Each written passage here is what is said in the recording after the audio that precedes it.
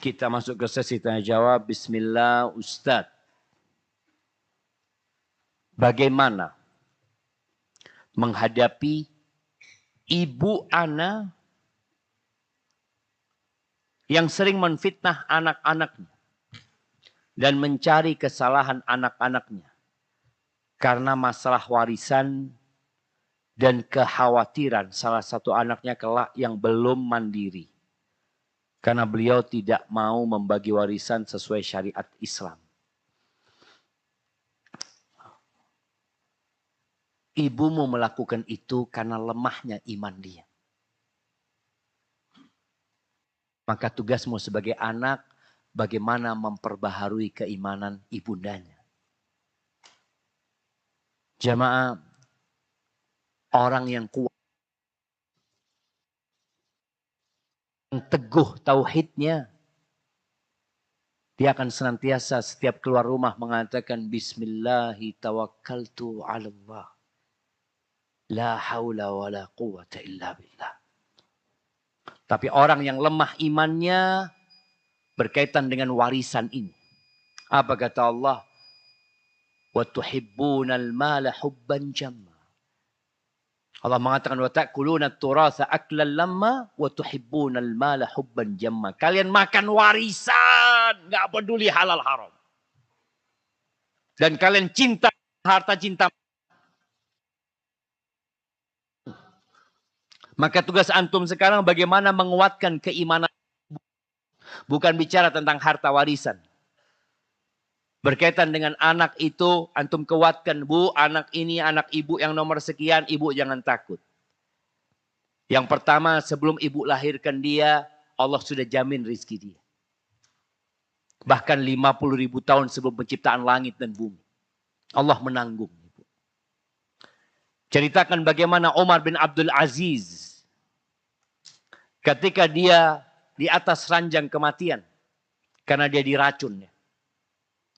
Salah satu pejabat negara mengatakan kepadanya, "Ya Amirul Mukminin, ausi." Wahai Amirul Mukminin, engkau wasiatkan buat anak-anakmu. Anak-anakmu miskin loh.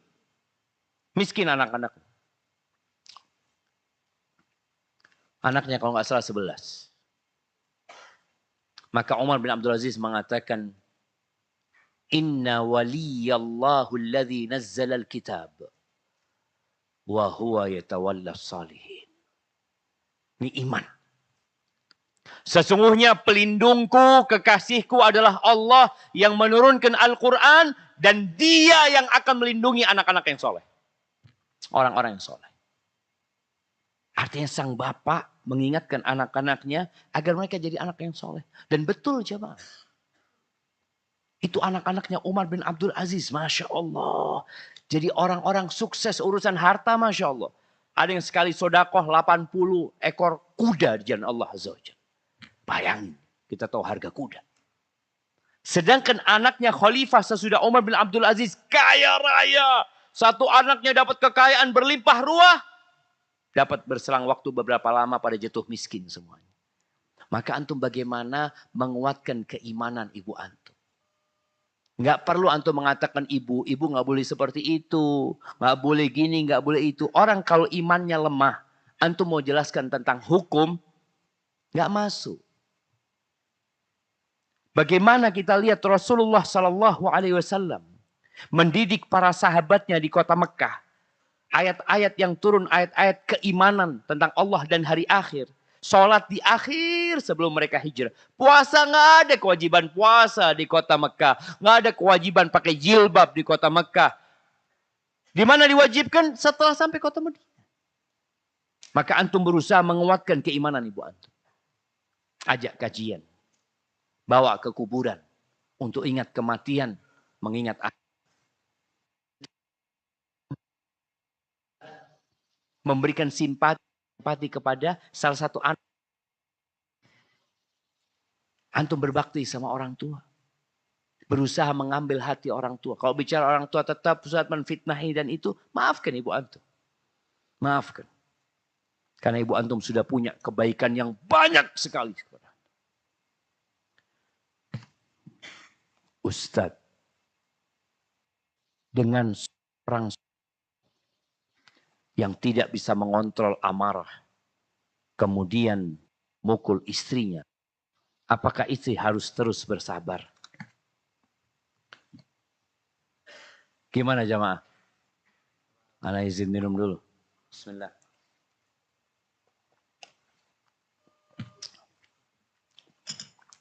Istri ini melihat kepada kesalahan suami. Nasihat ana, kenapa suamimu marah? Engkau tidak tanyakan di sini. Boleh jadi karena sesuatu yang remeh, Ustadz, iya. Berarti ada sebuah kesalahan yang dilakukan sama dirimu. Dan engkau punya suami, suka marah. Orang istri, Masya Allah jemaah. Anak pernah dikirimin potongan video oleh seorang emak-emak ya. Soalnya dia sering mengeluhkan suaminya. Ya suami yang hanya memikirkan dirinya, yang kalau marah memaki ini itu. Ana subhanallah baca komentar emak-emak ini. Kata dia, sama suami aku. Terus banyak yang mengatakan sama. Setelah itu ana merenungkan jamaah. Ya Allah ya. Ternyata wanita ini kalau diuji dengan kesabaran, dia mampu. Tapi kalau diuji dengan syukur, dia lupa. Makanya wanita itu banyak masuk neraka tidak atau karena tidak syukur. Karena tidak syukur. Sabar dia jemaah. Ya udahlah Ustaz, gimana ya? Kayak gitu ya, mungkin takdir ana dapat suami kayak gini. Terus ana baca komentar itu rata-rata semua keluhan. Tapi ternyata mereka dapat bersabar. Maka buat yang bertanya ini, coba engkau lihat. Kalau suamimu marah sampai memukul, engkau sudah punya catatan. Oh, suamiku ini kalau dia berbuat salah atau aku berbuat salah, aku harus minta maaf. Kalau aku jawab, dia pukul. Maka jangan pernah jawab. Ketika suamimu marah, engkau datang kepadanya, aku minta maaf. Katakan, pegang tangan suamimu, astagfirullah wa atubu ilaih. Maafkan aku. Terus seperti itu. Jangan memancing suaminya marah. Loh Ustaz. Ini suami Ustaz, na'udzubillah. Nggak dididik benar sama bapaknya. Ustaz. Akhirnya yang ada berantem. Kalau urusan berantem, menangan mana? Antum sama dia. Ya dialah. Kecuali istrinya jago karate. Ingat, ada cerita seorang ustadz yang istrinya ini selalu membangunkan suaminya sholat subuh. Suaminya nggak bangun-bangun. Akhirnya digampar sama istri jemaah. Bangun ke masjid jemaah. Sejak itu istrinya kalau bangun nih, bang langsung bangun. Menyuruh istri mukul suami nggak boleh, tetap mukul suami jemaah. Seperti itu. Barakallahu fiik. Waalaikumsalam. Apa harus jika selalu disalahkan oleh mertua? Bagaimana saya harus bersikap? Syukran jazakallah khair. Lihat kepada kelebihan mertua. Udah ngasih anak sama kamu. Dan biasanya mertua itu cemburu. Cemburu. Makanya bagi engkau, bagi menantu ini, tolong engkau pinter-pinter mengambil hati mertua. Datang ke mertua, minta nasihat ya. Gimana sih jadi menantu yang baik ya. Padahal mertua juga menantu yang buruk sebenarnya. Umpamanya kan. Boleh jadi seperti itu jamaah. Maka engkau berusaha untuk datang ke mertua. Karena biasanya gitu. Ketakutan, kekhawatiran itu. Karena dia memang menantu yang buruk. Umpamanya seperti itu. Dulunya seperti itu. Dia takut menantunya kayak dia. Karena balasan itu sesuai dengan perbuatan. Maka engkau datang ke mertua minta nasihat. Datang. Aku banyak berbuat salah. Aku memang baru belajar jadi seorang istri. Belajar jadi menantu. Tolonglah dikasih nasihat ini dan itu. Nanti engkau berbuat salah lagi. Dan engkau mengaku tidak salah. Engkau akuin. Sudah aku ngaku berbuat salah. Subhanallah jamaah. Ini belajar mengaku salah. Itu dicontohkan oleh para nabi. Apa yang dikatakan Nabi Adam ketika makan dari buah itu? Rabbana zalamna anfusana Apakah Nabi Adam mengatakan, ya Allah ini gara-gara setan iblis ini? Enggak. Kesalahan dia. Makanya ingat iblis gak mau disalahkan. Pada hari kiamat dia mengatakan, fala talumuni. Kalian jangan nyalahkan aku ya. Walumu anfusakum. Kalian salahkan diri kalian sendiri. Loh aku cuma engkau ikut. Salah siapa? Engkau yang manggil aku. Engkau. Kan iblis mengatakan itu. Wa ma kana li 'alaikum min sultan illa an da'autukum fastajabtum. Aku cuma bisa manggil dan engkau ikut. Suruh siapa ikut? Iblis enggak mau. Makanya Nabi Musa alaihissalam ketika membunuh orang Egypt ya, orang Kipti yang karena ribut sama Bani Israel didorong sama Nabi Musa mati. Apa kata Nabi Musa? Qala hadza min amali syaitan. Innahu aduwwun mudillun mubin. Ini perbuatan setan.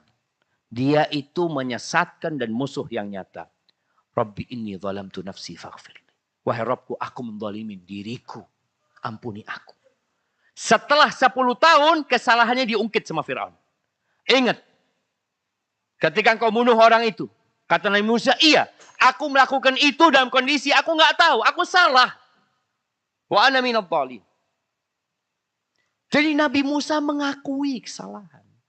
Ini kita harus belajar mengakui kesalahan. Bukan sibuk mengatakan fulan menyalahkan aku. Fulan memang mencari-cari kesalahan. Udah biarin dia. Bagaimana sikapmu sekarang? Makanya tadi disampaikan. Sikapmu ketika disalahkan. Bagaimana kau memperbaiki diri. Oh Ustaz gak ada benarnya sama mertua Ustaz. Kita kadang-kadang seperti itu. Enggak. Banyak benarnya. Tapi engkau sibuk melihat kepada kekurangan.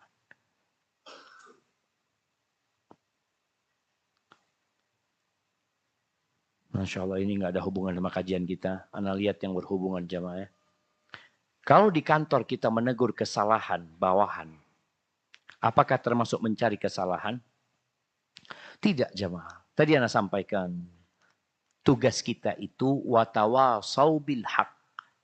Saling mengingatkan kepada kebaikan. Bukan mencari kesalahan. Tapi melihat sebuah kesalahan. Kata Nabi SAW, man ra'a minkum mungkaran. Barang siapa yang melihat kemungkaran. Mendapati sebuah kemungkaran. Falyughayyirhu biyadi. Hendaklah dia merubah dengan tangannya. Nggak bisa maka dengan lisannya. Nggak bisa maka dengan hatinya. Bukan mencari-cari kemudian mengomongkan. Jangan. Seorang anak buah yang tahu kesalahan salah satu pimpinan. Kemudian dia laporkan. Dia bukan mencari kesalahan. Dia bukan ribut pemimpinnya. Tapi dia ingin pemimpinnya diperbaiki. Cuma dia sebagai anak buah. Nggak punya kemampuan itu. Dia datang kepada atasan yang lain. Ana melihat kayaknya ini perlu diperbaiki. Itu nggak apa-apa. Tapi kalau mencari-cari. Taulah yang namanya mencari-cari. Dilihat ya. Dibuka komputernya. Dilihat handphonenya. Disadap teleponnya. Itu mencari-cari kesalahan. Assalamualaikum warahmatullahi wabarakatuh. Semoga Allah senantiasa menjaga dan memberkati Ustadz beserta seluruh jamaah yang hadir di sini. Amin. Ini bukan amin, insya Allah. Kalau doa jangan pakai insya Allah. Kau harus yakin. Katakan amin. Afwan Ustadz izin bertanya. Apakah dibenarkan apabila kita mencari orang-orang yang telah mencela Allah, Rasulullah SAW dan agama Islam dengan niat untuk membela keyakinan kita? Anda lihat di dunia maya saat ini banyak konten-konten yang dibuat saudara muslim kita yang menunjukkan kesalahan orang-orang kafir yang menghina agama Islam. Dengan diberikan tanggapan oleh muslim kita ini seperti lihat azab yang ditimpakan kepada penghina Rasulullah. Tujuan kita sebenarnya bukan mencari-cari kesalahan. Orang itu memang menampakkan kesalahannya. Dia bikin konten. Bukan kita masuk ke dalam HP. Ternyata itu yang memang dia tujuan ketika mengumpulkan itu dengan harapan memberikan pelajaran kepada yang lainnya. Atau bahkan tujuan kita mungkin ingin memberikan nasihat kepada dia. Atau mungkin kesalahan dia takut ditiru sama orang lain. Jadi bukan mencari-cari kesalahan. Memang kesalahannya diupload sama dia. Jelas. Beda kalau tadi yang namanya mencari-cari. Barakallahu fikum. Bagaimana dengan teman kantor yang suka mencari-cari kesalahan kita di tempat kerja? Antum baca doa tadi itu. Allahumma inni a'udzubika min khalilin makirin ainahu tarani wa qalbuhu yar'ani. Kalau lihat kebaikan hidup-hidup. Kan pertama berusaha untuk berdoa. Yang kedua berbuat baik sama dia. Manusia itu bahan dasarnya dari tanah. Tanah itu mudah dibentuk. Beda dengan bisa membentuk api. Anak bisa bikin api jadi kotak, nggak ada. Tapi kalau tanah, antum bikin genteng, antum bikin panci, antum bikin gelas, apa bisa? Makanya Allah Azza wa Jalla tatkala memberikan arahan kepada kita, kepada orang yang jahatin kita. Idfa' billati hiya ahsan. Balaslah keburukan dia dengan kebaikan. Fa idzal ladzi bainaka wa bainahu adawatun ka'annahu waliyyun hamim. Permusuhan yang ada antara engkau sama dia kan enggak suka sama kita kan? Maka dia cari-cari kesalahan kita. Mudah-mudahan dengan kita dekat sama dia jadi berubah. Tapi kalau menghadapi setan, maka nggak ada cara kecuali mengatakan nggak ada setan itu. Nggak ada untuk mengatakan anak kayaknya mau piara Ustaz, mungkin bisa dikasih nasihat. Nggak ada musuh itu yang namanya setan. Tapi kalau manusia masih ada potensi menjadi baik. Terus yang dia tambah parah. Ada orang yang bisa dikasih tahu, ada yang nggak bisa dikasih tahu. Makanya Allah Azza wa Jalla memberikan alaihi wa'mur ambillah maaf hidup. Sudah. Kau jadilah orang yang pemaaf. Tapi jangan hanya memaafkan. Wa'mur bil urfi. Perintahkan kepada kebaikan.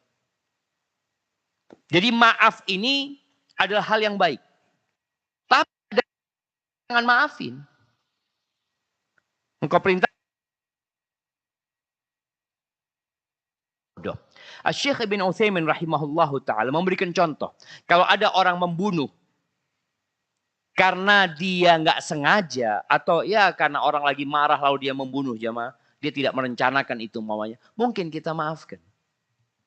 Tapi kalau ada orang memang dia pembunuh bayaran mamanya, kan dalam Islam boleh memaafkan, tapi engkau memaafkan dia tetap akan membunuh karena membunuh itu dia. Maka jadi kondisinya seperti itu. Ada orang-orang yang antum bisa perbaiki. Tapi ada pelajaran. Bukan kita dendam. Tapi kita ingin dia jadi lebih.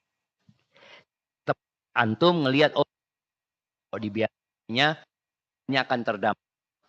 Maka antum yang membuat fulan akhirnya jadi berhenti melakukan kesalahannya. Apa? Nama ini apa antum? Jangan kayaknya menjadi pertanyaan terakhir anak ya lagi yang bagi teman-teman nggak bisa masuk yang nggak